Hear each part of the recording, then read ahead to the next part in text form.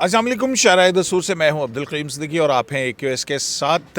आज supreme court के आईनी बेंच में एक मरतबा फिर मुतअद्दिद मुकदमात थे।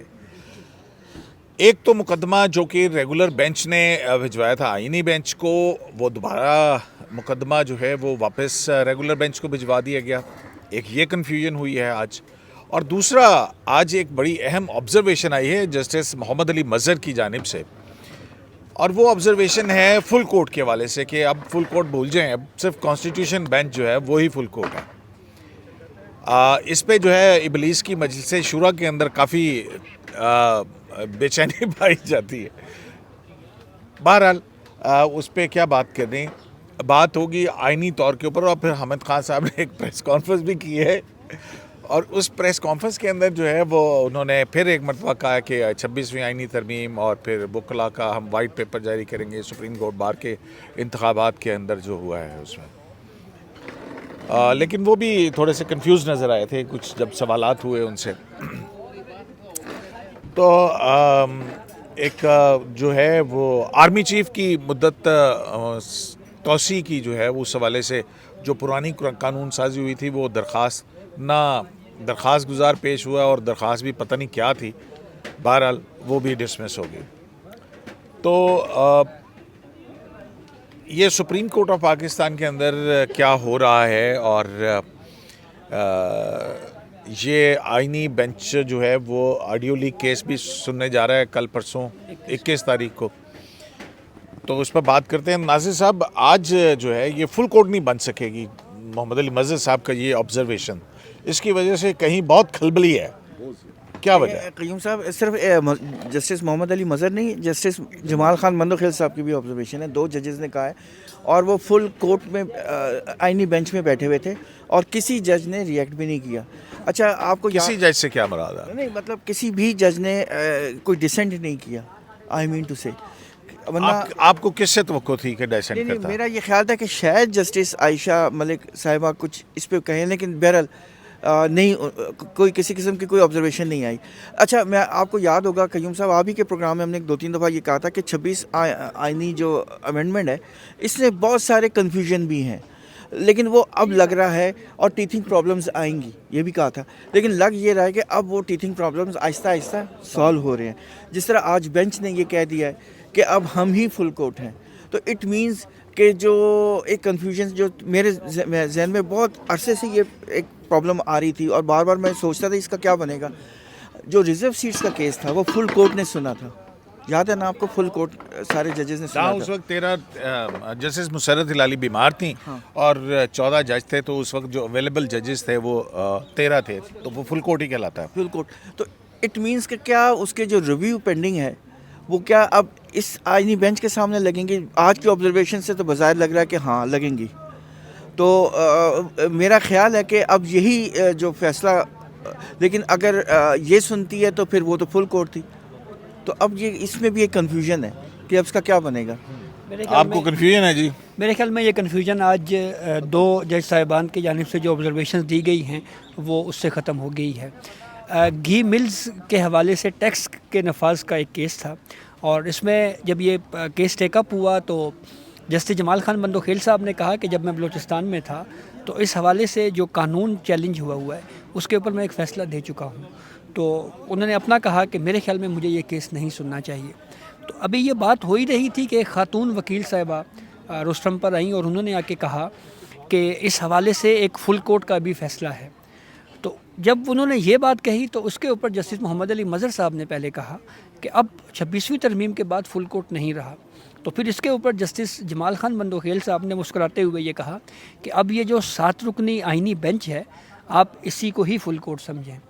तो इससे ये चीज़ तो बिल्कुल वाज़ेह हो गई है कि अब जो भी केसेस के फ़ैसले पहले फुल कोर्ट्स ने दिए हैं उनके ख़िलाफ़ जो रिव्यू है या इंट्रा कोर्ट अपीलें हैं, वो अब ये 7 रुकनी बेंच जब सुनेगा, इसके ऊपर जो फ़ैसला देगा तो उसका फ़ैसला ऐसे एक फुल कोर्ट के तौर पे ही लिया जाएगा। अभी तो एक टेंटेटिव ऑब्जर्वेशन है ना, वो तो वो जजेस जो हैं वो लाउड थिंकिंग जिसको कहते हैं वो कर रहे हैं ना।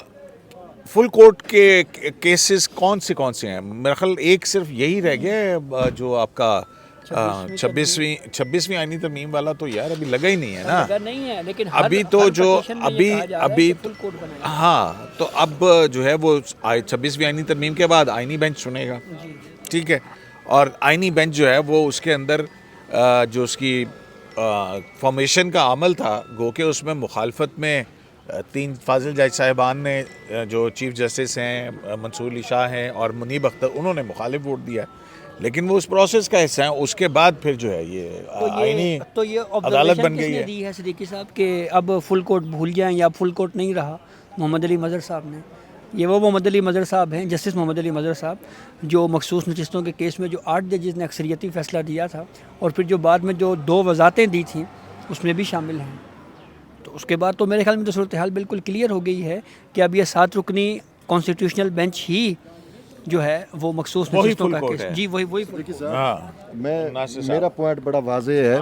मैं यहाँ पे ये कहना चाह रहा हूँ कि फुल कोर्ट सबसे ज़्यादा जो है वो जस्टिस मंसूर अली शाह साहब का पॉइंट ऑफ व्यू रहा कि जस्टिस काजी फैज़ ईसा के जो supreme court practice and procedure act committee थी उसके में जब उन्होंने जस्टिस अमीनुद्दीन ख़ान को शामिल किया तो सही मंसूर अली शाह कहते थे कि फुल कोर्ट बिठाया जाए, वो इस पे फ़ैसला करे। और फिर आपको याद है कि जब चीफ जस्टिस याया खान अफरीदी हलफ ले चुके तो उनके हलफ लेने के बाद जो 2 जजेज़ ने, मंसूर साहब और जस्टिस मुनीब अख्तर ने, अपने तौर के ऊपर practice and procedure act committee का इजलास बुला के जो है 26वीं तरमीम भी फुल कोर्ट में लगा दी थी। तो वो फुल कोर्ट को जो इस तरीके से डिफ़ाइन कर रहे थे तो वो पुराने कानून के मुताबिक था, लेकिन आज जस्टिस मोहम्मद अली मज़हर ने और जस्टिस जमाल खान मंदोखेल की इन अहम ऑब्जर्वेशन ने जो है वो सारा का सारा अभाम, फुल कोर्ट का अभाम भी दूर कर दिया है। अब उनके बकौल कि फुल कोर्ट जो है वो यही कॉन्स्टिट्यूशनल बेंच है, ये 7 रुकनी बेंच है।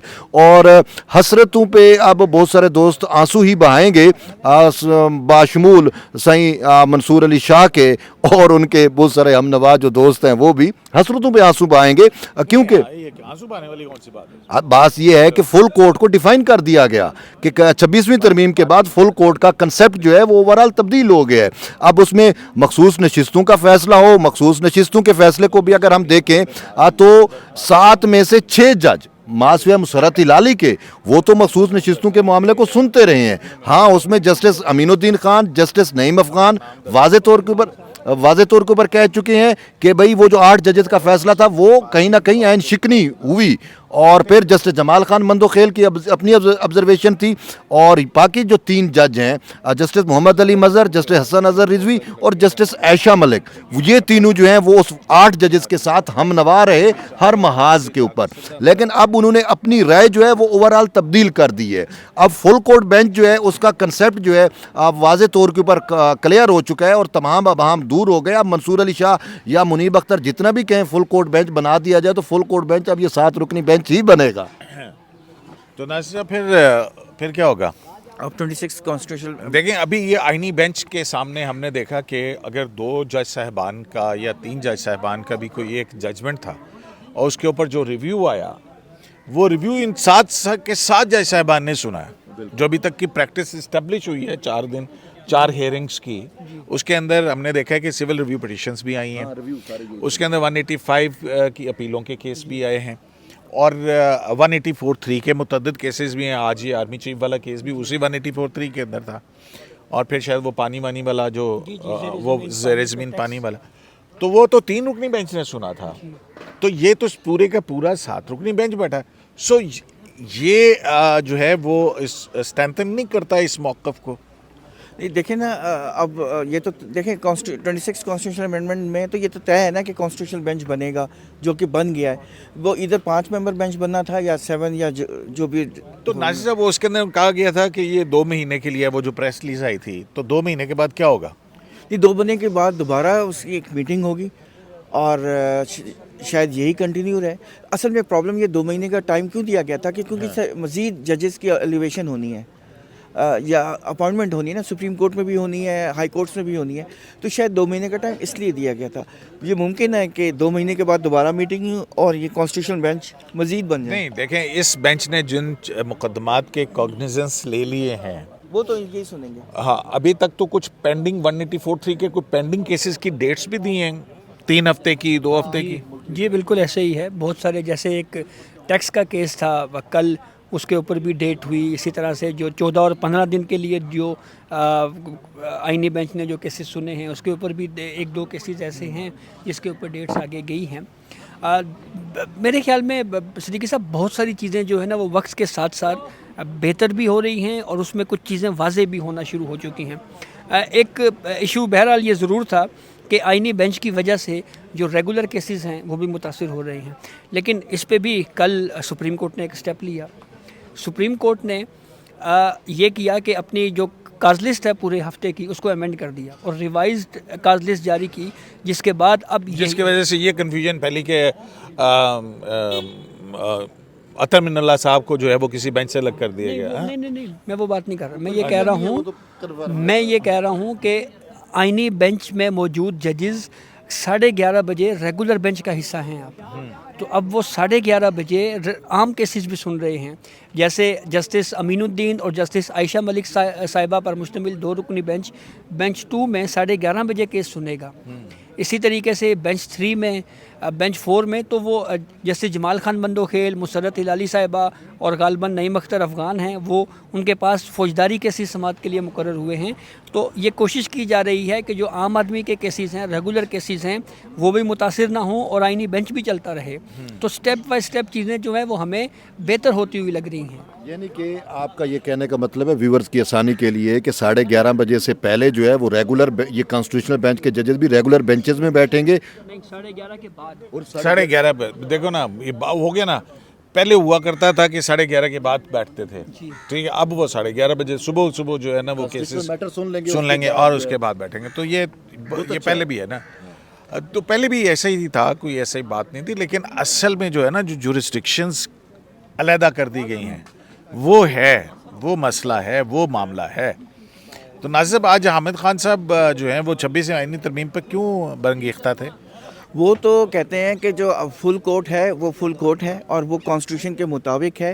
جو دوسرے بینچز کام کر رہے ہیں وہ بھی آئینی کورٹ ہی ہیں کیونکہ وہ آئین کے تحت ہی کام کر رہے ہیں. ظاہر ہے. ہاں, تو یہ اس میں تو کیونکہ اس کو ڈفرینشیٹ کیا گیا نا ناصر صاحب. دیکھیں وہ انہوں نے بھی بات کی, ہاں وہ ریگولر بینچ ہے. جو حامد خان صاحب نے یہ بات, ویسے میری انٹرپریٹیشن جو ہے نا وہ مختلف ہے. اچھا, حامد خان صاحب نے بیسیکلی یہ کہا ہے کہ جو آئینی بینچ ٹھیک ہے وہ 184(3) اور 186 سن سکتی ہے, لیکن دوسرے بینچز کے سامنے 185 کے کیسز بھی آ رہے ہیں, وہ بھی آئین کے تحت ہے, اور بھی دوسرے کیسز آ رہے ہیں وہ بھی آئین کے تحت ہیں. تو ہم اس کو نہیں مانتے. انہوں نے صاف کہا ہے, ہم جو ہے انہوں نے ان کا یہ کہنا ہے کہ 26 کانسٹیٹیوشنل امینڈمنٹ کو فل کورٹ سنیں اور یہ معاملات ونس فار آل ڈیسائیڈ کر دیں کہ یہ بینچ آئینی بینچ ٹھیک ہے یا نہیں ٹھیک ہے, سیٹ اسائڈ کریں یا جو بھی ہے اس کے بارے میں ڈیسائیڈ کر دیں. کیونکہ آپ کو یاد ہے جتنی بھی کانسٹیٹیوشنل پٹیشنز آ رہی ہیں جنہوں میں چیلنج ہوا ہے 26 امینڈمنٹ میں, اس میں ہر ایک میں یہ ڈیمانڈ ہے کہ فل کورٹ سنیں, تمام سپریم کورٹ کے ججز پر مشتمل. تو اب یہ ان کی ڈیمانڈ ہے. اب یہ ناصر صاحب کانسٹیٹیوشن میں ذرا اس پہ بات یہ ضرور کرنا چاہوں گا کہ کسی کی ڈیمانڈز کے اوپر جو ہے وہ نہ ہی بینچز بنتے ہیں اور نہ ہی مرضی کے ججز جو ہیں وہ اس میں کیس سنتے ہیں. 26ویں ترمیم میں یہ واضح کر دیا ہے کہ 184(3) کے جو کیسز ہیں وہ جو کمیٹی ہے, جو آئینی بینچ کے لیے جو کمیٹی ہے, یہ اس نے ڈیسائیڈ کرنا ہے. تو وہ 3 رکنی کمیٹی نے ہی اس کیس کو فکس کرنا ہے اور وہ آئینی بینچ میں ہی معاملہ جانا ہے. کسی کی اگر کوئی یہ کہے جی کہ یہ فل کورٹ ہی بنایا جائے, تو بھائی اب وہ ججز خود کہہ رہے ہیں کہ اب فل کورٹ کا کنسیپٹ ختم ہو چکا ہے, اب اس آئینی بینچ کو ہی آپ ایک فل کورٹ کے طور کے اوپر ٹریٹ کریں. وہ دیکھیں نا کہ وہ سمجھ آ رہی ہے ناصر صاحب ایک بات کہ جو 3 رکنی بینچ یا 2 رکنی بینچ کے فیصلے تھے اور ان کے ریویژنز یا 184(3) کی پروسیڈنگز تھی, وہ یہ ساتھ کے ساتھ فاضل جیسا بن بیٹھ کے سنے ہیں. پہلے تو عائشہ ملک جو ہیں, جسٹس عائشہ ملک, وہ تو باکو میں تھیں اپنا وہ COP 24 جو ماحولیات کے حوالے سے جو کانفرنس ہو رہی, اب واپس آئی ہیں and she is the part of that bench. تو جیسے وہ ناصر صاحب نے جو اشارہ کیا, جیسے جمال مندوخیل نے یہ کہا اور جیسے محمد علی مظہر نے کہا کہ فل کورٹ نہیں بن سکتی ہے, اب یہ 7 رکنی بینچ یا کانسٹیٹیوشن بینچ ہی بس فل کورٹ ہے. تو جسٹس عائشہ ملک نے کیوں رسپونڈ نہیں کیا؟ کیونکہ ہماری مجلس کی وہ مجلس شورا جو ہے نا, ابلیس کی مجلس شورا, वो बहुत सीख पाए इस पर।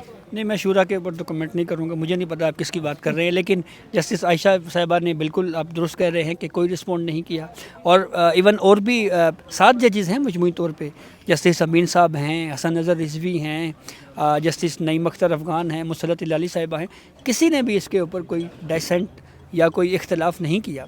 तो इससे एक चीज़ बिल्कुल वाज़ेह हो रही है कि ये 7 रुकनी आइनी बेंच इस एक असूल के ऊपर मुत्तफ़िक है कि अब यही फुल कोर्ट है। दूसरा, जब 26वीं तरमीम हुई थी ना, तो उसके बाद जब जस्टिस मंसूर अली शाह बेंच में बैठना शुरू हुए, तो मैं रेगुलर जस्टिस मंसूर साहब के बेंच में जाता रहा हूँ। तो बड़ा ओवर एक्साइटेड मुझे जस्टिस मंसूर साहब लगे, और उस पर वो बाकायदा हल्के फुल्के अंदाज में वो ये भी कहते थे कि ये केस हम सुन सकते हैं या ये आइनी बेंच को भेज दें। एक मरतबा तो खैर उन्होंने ये भी कहा था कि हम क्या गैर आइनी तौर पे यहाँ बैठे हुए हैं। तो उन्होंने ना कुछ केसेस अच्छा आइनी बेंच में भेजे भी थे। उनमें से जो एक टैक्स का केस उन्होंने आइनी बेंच में भेजा, वो जब आज टेकअप हुआ यहाँ पे, तो उस पर कहा गया कि ये जस्टिस अमीन साहब ने कहा कि ये केस आपने हमारे सामने क्यों लगा दिया है। जैसे मोहम्मद अली मदर साहब ने कहा, उन्होंने भी यही बात कही। और वो बेंच जिसने ट्रांसफ़र किया था उसमें कौन कौन था? उसमें जस्टिस मंसूर अली शाह साहब, जस्टिस आयशा मलिक और जस्टिस अकील अब्बासी थे। अच्छा, तो वो अब justice Ayesha Malik constitution bench का हिस्सा भी हैं। जी जी जी, इसका हिस्सा है। उस केस का टाइटल है सईद खोसा बनाम वजारत पेट्रोलियम, को इस तरह से एक केस का टाइटल है। तो उस पर फिर जब वकील साहब ने कोई बात करने की कोशिश की, तो जस्टिस आयशा मलिक ने फौरी तौर पर रिस्पॉन्ड किया। उन्होंने कहा उस बेंच में मैं भी थी, और वकील साहब ने कहा था कि इस केस को कॉन्स्टिट्यूशनल बेंच में भेजें, तो इसलिए हमने उसको ट्रांसफ़र किया था। तो ये हमारा ऑर्डर नहीं है, जी, ये उनकी कहने के ऊपर हमने कहने के ऊपर भेजा गया था। लेकिन जस्टिस याहिया अफरीदी का तो एक ऑर्डर था जिस पे वो शुफा का केस था, चौधरी रमज़ान साहब आज उसमें पेश हुए थे। वो फिर जो है वो दोबारा आज आइनी बेंच के सामने लगा, और आइनी बेंच ने कहा कि ये रेगुलर बेंच सुनेगा। उस पर भी सलमान असलम भट्ट साहब ने जवाब दिया है उसका। उन्होंने कहा कि जो रिस्पोंडेंट के वकील थे, ये उन्होंने कहा था कि आप इसको कॉन्स्टिट्यूशन बेंच की तरफ भेज दें। तो इसलिए वो केस भी दोबारा जो है, वो जो केसेस आइनी बेंच में 2 भेजे गए थे, वो तो दोबारा एक केस था, वो जस्टिस आयशा मलिक ने सुनने से इनकार किया। और आज भी जैसे आप कह रहे हैं कि एक जो हाई कोर्ट का था, तो जैसे जमाल मंदोखेल ने कहा कि मुझे ये नहीं सुन, क्योंकि मैं उसका फैसला कर चुका हूँ। तो लेकिन एक बात हुई कि इन दोनों में से कोई नहीं उठा, या उसकी हेयरिंग नहीं हुई है, ये हुआ है। उसमें बाकायदा ऑर्डर लिखवाया गया है। हाँ, ऑर्डर लिखवा के फिर जो अगला केस था उसको टेकअप किया गया। जस्टिस आयशा मलिक साहिबा ने जो सहाफ़ियों को तनख्वाहों की अदायगियों से मुतालिक और बोल के हवाले से जो केसेस था, बोल मुतासरीन का, उसके ऊपर जैसे ही वो केस टेकअप हुआ, तो जस्टिस आयशा साहिबा ने कहा कि मैं ये केस नहीं सुनूंगी। तो उसके ऊपर अमीन साहब ने कहा नहीं, रीज़न कोई नहीं दी। तो फिर जस्टिस अमीन साहब ने जो है वो ऑर्डर लिखवाया। उन्होंने कहा जी कि 1 ऑफ फर्स्ट पर नाम लिखवाया। जस्टिस आयशा मलिक साहिबा जो हैं वो ये कह रही है कि केस नहीं सुन रही, तो इसलिए हम इस केस को जो है ना मुलतवी करते हैं। जमाल साहब ने जिस केस में रिक्यूज़ किया है कि उन्होंने पहले जब बलोचिस्तान हाई कोर्ट में थे, तो वो इसके ऊपर एक जजमेंट दे चुके हैं, उन्होंने भी यही कहा। तो फिर ऑर्डर में लिखवाया गया और फिर अगला केस टेकअप कर लिया गया। तो नासिर साहब, अब ये जो आ रही हैं, मतलब जैसे जैसे काम हो रहा है, वर्किंग हो रही है, जैसे आप कह रहे हैं ना कि कुछ चीज़ें सामने आ रही हैं, कोई एक जज साहब नहीं सुनते हैं, वो बेंच वो फिर केस वहाँ से हट जाता है, बेंच फिर अगला केस टेकअप कर लेता है। तो और फिर ये इन सारी चीज़ों को कैसे रिजॉल्व होगा? क्या फुल कोर्ट की कोई मीटिंग होगी, या जेसीपी के अंदर बात होगी, या जेसीपी को के सामने जब ये सारी चीज़ें रखी जाएंगी तो वो उन जज साहिबान की जगह और मुख्तलिफ जज साहिबान को बिठा के करेगा, क्या होगा? नहीं, देखें, ये तो तय है ना कि जो ऑफ द कफ ऑब्जर्वेशन तो नहीं आई ना, ये आज की जो कि हम ही फुल डिफिकल्टीज है ना। हाँ, देखें, ऑफ द कफ नहीं है ना। उन्होंने ये नहीं कहा कि जो आज ऑब्जर्वेशन आई कि हम ही फुल कोर्ट है। इन्होंने कुछ सोच के कोई थिंकिंग हुई होगी ना, आपस में बैठे होंगे, कोई बात हुई होगी, क्योंकि ये मामला तो बार बार उठ रहे हैं ना, पिटीशन बार बार आ रही हैं, और भी कई क्वार्टर से ये बात हो रही है कि जी फुल कोर्ट हो। तो उन्होंने सोचा होगा कि ये वंस फॉर ऑल ये मामला ख़त्म किया जाए। ये तो इसमें आइनी बेंच कोई ऑर्डर पास, वो जो ऑब्जर्वेशन दिए जिस केस के अंदर, उसका ऑर्डर तो आएगा कि नहीं आएगा? ऑर्डर अभी तक तो नहीं आया। वैसे इससे पहले भी जितने भी केसेस 14 और 15 के और कल सोमवार के, जो अभी तक कोई ऑर्डर इसका वेबसाइट के ऊपर अपलोड नहीं हुआ। लेकिन जो सवाल आपने किया उसको मैं रिस्पॉन्स ज़रूर देना चाहूँगा। पहले एक एतराज़ ये उठा था कि जुडिशल कमीशन में जो आइनी बेंच का सरबराह है वो तो है ही नहीं, तो उसकी ना होने की کی صورت میں جوڈیشل کمیشن اپنی ورکنگ کیسے رکھے گا. یہ اعتراض ہوا بھی جوڈیشل کمیشن اجلاس میں, پی ٹی آئی نے کیا, اس کے اوپر ووٹنگ ہوئی اور پھر اس کے بعد اکثریت سے اس اعتراض کو رد کر دیا گیا. تو ایک اصول طے ہو گیا. بالکل اسی طرح سے آج یہ آبزرویشن دے دی گئی. وہ تو کانسٹیٹیوشن امینڈمنٹ کے اندر بھی ہے کہ جو آئین کے اندر لکھا ہوا ہے نا کہ جو بھی کانسٹیٹیوشن بینچ ہوگا اس میں سینئر موسٹ جو ہے وہ اس کا ہیڈ ہوگا. میں یہی کہہ رہا ہوں, اگر یہ کہیں کسی اور کیس میں بھی یہ اعتراض آیا کہ یہ 7 رکنی بینچ اس کیس کو نہ سنے, فل کورٹ سنے, تو فیصلہ تو 7 رکنی آئینی بینچ نہیں کرنا ہے نا جی. تو وہ آرگیومنٹ سن کے اس کو ڈیسائیڈ کر دیں گے. تو 184(3) کی اپیل کہاں جائے گی ناصر صاحب؟ دیکھیں وہ جو آئی سی ایز آیا اس کا کریں گے, مطلب وہ اپیل ختم ہو گئی کیونکہ اپیل تو آئی سی اپیل کا حق ہے. تو پھر یہ 7 رکنی بینچ ہے تو وہ کہہ رہے ہیں فل کورٹ نہیں بن سکتا. نہیں, آئی سی اے تو ہوگی. آئی سی اے تو یہ ہاں نو رکنی ہے, بٹ نو رکنی کا فل کورٹ تو نہیں کہہ سکتے نا جی. سر میں آپ کو بتاتا ہوں اصل ایشو یہ ہے ناصر صاحب کی اس پہ کمنٹ لے کے پھر آپ. ہاں ناصر بھائی آپ آپ اپنا کمنٹ دیکھیں آئی سی اے تو ہے نا, اور اس میں یہ ججز بھی نہیں ہوں گے. دیکھیں ناصر صاحب 184(3) کا ایک آج ڈسمس ہوئی ہے, ٹھیک ہے نا, وہ army chief of army staff والی جو پٹیشن ہے, تو وہ اس کی اپیل آئے گی تو سنیں ٹھیک گے ہے نا. نا. اس کی تو دیکھیں نا, میرا اس آرڈر کے خیال خلاف ہے اپیل بھی ہو اپیل آئے سکتی گی ہے نا. تو کون کرے گا اپیل؟ مجھے نہیں پتا ہے, لیکن اس کے پاس جس بندہ نے جو بندہ سمجھے کہ فائنل ہو گیا بس پھر اپیل کا ختم ہو دیکھیں گیا. جو بندہ اپنے کیس کو پلیڈ کرنے کے لیے نہیں آئے وہ اپیل فائل کرے گا. تو آپ یہ کیسی باتیں کر رہے ہیں؟ ناصر صاحب وہ میں آئینی بتاتا ہوں. درخواست بھی تو اچھا frivolous ہی ہے. اچھا وہ اس میں رجسٹرار آفس کے اعتراض تھے, اور اگر آپ کو یاد ہو کہ ہم نے اس کے نمبر پہ بات کرنے کی بھی کوشش کی تھی تو اس نے کہا ان سے بات ہی نہیں ہو سکتی جس نے نمبر اٹھایا, کیونکہ وجہ یہ ہے کہ 40,000 پہلے ان پہ جرمانہ ہو چکا ہے اسی طریقے سے بوگس درخواستیں دائر کرنے پہ, ٹھیک ہے, 40,000. تو اب ان کو یہ خدشہ ہے کہ کہیں دوبارہ نہ ہو, تو اس وجہ سے انہوں نے نمبر ہی آف کر دی اور نوٹس کی تعمیل بھی نہیں ہو رہی. ایک ریزن.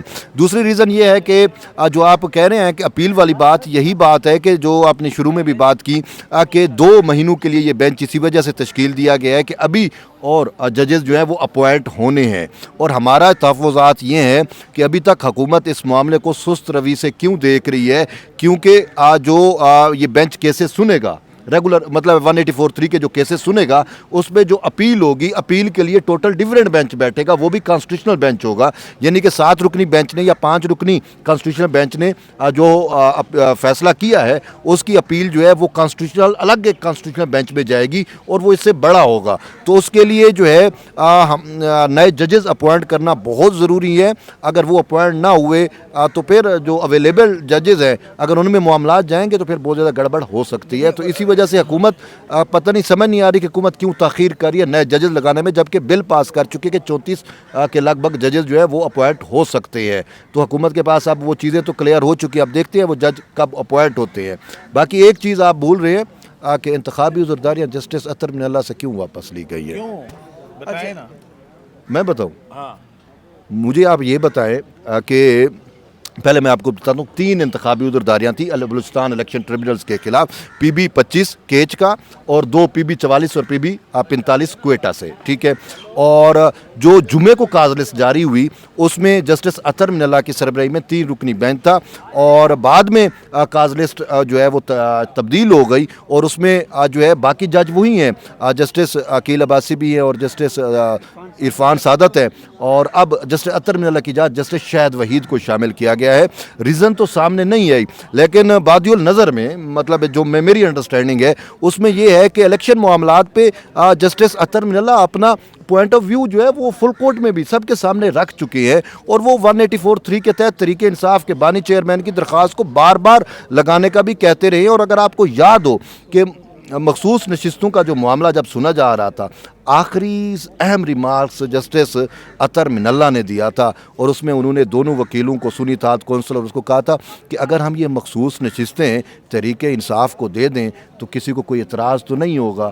تو انہوں نے کہا ہمیں کیا اعتراض ہو سکتا ہے, اور پھر پورا کا پورا فیصلہ وہی ہوا جو جسٹس اطہر من اللہ نے آبزرویشن دی. تو اطہر من اللہ کا جو یہ فروری میں جو انتخابات ہوئے اس سے متعلق ان کا پوائنٹ آف ویو واضح ہے, وہ نوٹ بھی لکھ چکے ہیں, تو شاید یہ ریزن ہو سکتی ہے کہ وہ اپنا مائنڈ جو ہے وہ ڈسکلوز کر چکے ہیں. اچھا ویسے طیب یہ ضروری نہیں ہوتا کہ جج نے اگر ایک دفعہ مائنڈ ڈسکلوز کر دیا تو اس کو دوسرا کیس نہ دیا جائے. یہ ہم دیکھتے آئے ہیں کہ ججز نے کیس کے حوالے سے بات کرنی ہوتی ہے. اچھا دوسری بات یہ ہے کہ جو آپ کہہ رہے ہیں نا کہ 34 مزید جو ایکسٹینٹ بھی کمپلیٹ، یہ ضروری نہیں ہے کہ پورے کے پوری اسٹرینتھ ہی نہ ہو، لیکن ایسا ایسا تو لگ رہی ہے نا، آہستہ آہستہ ہو. لیکن یہ بات لگائے گا کون؟ لیکن یہ بات طے ہے. جوڈیشل کمیشن میں کون نام بھیجے گا؟ رولز بنے اس کے؟ ابھی تو وہ اس میں ٹائم لگے گا. لیکن یہ بات ہے کہ جو اپیلز ہیں وہ جو نئے ججز آئیں گے، پھر دوبارہ ایک جوڈیشل کمیشن کی میٹنگ ہوگی اور پھر مزید ججز کے حوالے سے کانسٹیٹیوشنل آئینی بینچ بنے گا. رولز بنتے رہیں گے، رولز بنتے رہیں گے. مجھے یہ بتائیں کہ جسٹس امین الدین کا نام کس نے پرپوز کیا تھا؟ جوڈیشل کمیشن میں بیٹھے ہوئے تمام ممبران کسی کا بھی نام پرپوز کر سکتے ہیں، ان کو آزادی ہے. پھر اس میں جس پہ اتفاق ہو گیا، اکثریت ہو گئی، پھر وہ کرتا ہے. اجلاس کس نے کنوین کرنا ہے؟ اجلاس جو ہے وہ حکومت بھی کہہ سکتی ہے یا وزیر قانون بھی، چیف جسٹس نے بلانا ہوتا ہے، وہ ان کو کہہ سکتے ہیں کہ اجلاس بلایا جائے، وہ پھر چیف جسٹس نے بلانا ہوتا ہے. لیکن ابھی وہ اس کے رولز نہیں ہیں. رولز نہیں ہے. ابھی تک تو رولز نہیں ہے نا. تو جناب یہ بہرحال بہت شکریہ آپ کا جہاں زیب عباسی صاحب، آپ نے جو ہے وہ AQS لائیو کے پروگرام میں شرکت کی. آپ اپنا مجھے رائے دیں کہ یہ جو اہم آبزرویشن ہے، ہم تو اس کو بہت زیادہ اہم دیکھ رہے ہیں. آپ نے کہا بھی صحیح کہ ابلیس کی مجلس شورا ماتم کنا ہے، تو بات یہ ہے کہ آپ ان ریمارکس کو آپ کیسے دیکھ رہے ہیں؟ آپ کا پوائنٹ آف ویو نہیں ہے، ہم نے بھی سن لیا، ان کو بھی سن لیا، ان کو بھی سن لیا. آپ اپنا پوائنٹ آف ویو، اپنا انپٹ دیں نا ہمیں. دیکھیں مجھے کنفیوژن نظر آ رہی ہے. معاملہ تو اٹھیں گے، یہ آئے گا، اور اس کے اوپر جب تک ایک اتھارٹیٹیو ججمنٹ نہیں آ جاتی ہے اس کی انٹرپریٹیشن کے حوالے سے، اور یہ ججمنٹ آنی پڑے گی، اور میرا خیال ہے کہ دس از دا بیسٹ کیس، اس میں پتہ لگ جائے گا. اور میرا تو خیال یہی ہے کہ اگر کوئی ایسا معاملہ نہیں، دیکھیں پارلیمنٹ نے اپنا پرپس جو ہے وہ حاصل کر لیا ہے، انہوں نے ایک کانسٹیٹیوشنل بینچ بنا دیا، اور جس طرح سے ورکنگ ہو رہی ہے، مجھے تو میں اس بات سے متفق ہوں کہ یہی فل کورٹ ہے.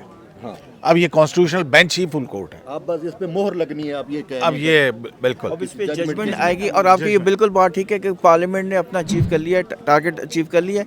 اب یہ سپریم کورٹ کا کام ہے کہ یہ اس کو اسٹریم لائن کرے چیزوں کو. یس بالکل. اور جو دیکھتے ہیں کہ کیا ہوتا ہے. تو بہرحال شرائع دستور سے عبدالقیوم صدیقی کو AQS لائیو سے اجازت دیجیے.